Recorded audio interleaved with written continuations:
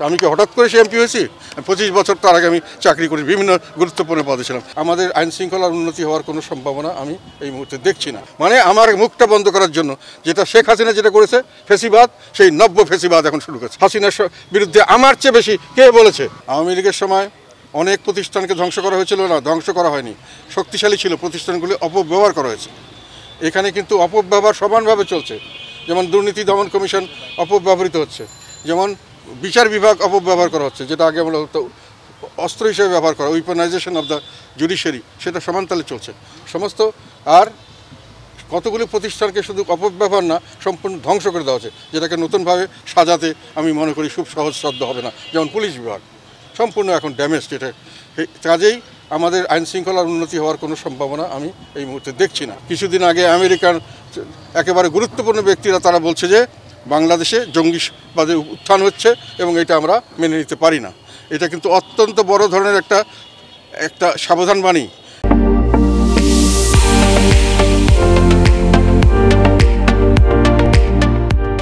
এবং এটা যদি আমরা প্রমাণ না করতে পারি যে আমরা জঙ্গিবাদের উত্থান হচ্ছে না, বা এটা আমরা যে কোনোভাবে আমরা কন্ট্রোল করতে পারবো, এই ধরনের না করতে পারি, তাহলে তারা শাস্তিমূলক ব্যবস্থা নিতে পারে। বড় ধরনের শাস্তিমূলক ব্যবস্থা আমি বলবো না আফগানিস্তানের মতো, ছোটোখাটো হলেও আমাদের ব্যবসা বাণিজ্যে যেগুলো আমরা আয় ইনকাম করি, সেটা ইউরোপ এবং আমেরিকা, এই ব্যবসা বাণিজ্য যদি তারা বন্ধ করে দেয় এবং তাদের যদি রেমিটেন্স বন্ধ করে দেয়, ওখান থেকে আমাদের লোকদেরকে যদি অর্ডার দেওয়া হয় তোমরা যে টাকা পাঠাবার দেশে এটা জঙ্গিবাদের জন্য ব্যবহার হবে, আমরা তোমাদেরকে সেই হিসাবে অ্যাকশন নিব। কাজে কেউ টাকা পাঠাবে না। কাজে আমাদের আয় ইনকাম, এমনকি মিডল ইস্টের থেকে আমাদের যে টাকা আসে সেটাও তারা ইচ্ছা করলে বন্ধ করে দিতে পারে। আমেরিকান চাইলে যে তোমরা যদি ওখানে টাকা দাও তাহলে তোমাদের উপর আমরা অ্যাকশন নেব, যেহেতু ওই টাকাটা জঙ্গিবাদের উত্থানে খরচ করা হচ্ছে। কাজে এই থ্রেটটা হওয়ার কারণে যদি এটার থেকে সরকার উত্তরণ করতে না পারে, তাহলে আমাদের আয় ইনকাম প্র্যাকটিক্যালি নীল হয়ে যাবে। তারা মনে করছে এখন আমার এগেনস্টে দুর্নীতির মামলা আছে। আমি কি হঠাৎ করে সে এমপি হয়েছি?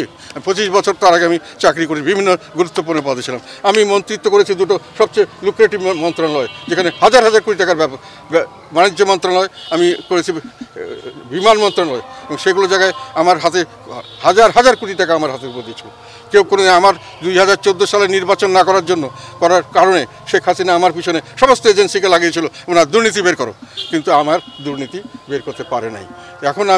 এখন দুর্নীতি বের করছে কি, যে আমি নমিনেশন দিয়ে এই 500-700 পদবি দিয়ে একে প্রেসিডিয়াম করলাম, ওখানে 2000-5000 টাকা নিয়েছি, এটা হলো আমার দুর্নীতি।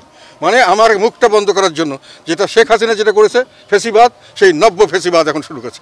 শেখ হাসিনা যেটা করে আমাদেরকে ঠাকানোর চেষ্টা করেছে, ধমক দিয়ে বিভিন্নভাবে ব্ল্যাকমেইল করে, এখন ওনারা আমাকে ব্ল্যাকমেইল করতে চাচ্ছে। আমাকে তারা দুর্নীতির মামলা দিয়ে সারা দিন রাত টেলিভিশন দেখিয়েছে, আমার বিদেশে বাড়ি আছে, আমার এসে বের করো দাও, না দেখিয়ে একটা মানুষের মানে অর্থ হলো আমি খারাপ লোক, এটা প্রমাণ করে আমার ইমেজটা নষ্ট করে, যাতে করে আমার কথাগুলো আর সামনের দিকে মানুষের বিশ্বাস না করে।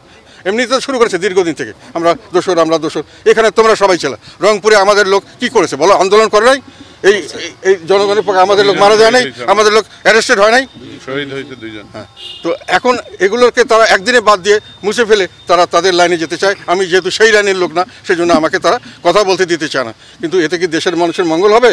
আপনার চুপ করে থাকলে কি আপনার এই যে দুর্যোগ, এটাকে বসে থাকবে? তবে তোমাদের সবাইকে আবার জানাতে চাই, তোমরা আমার পাশে ছিলে।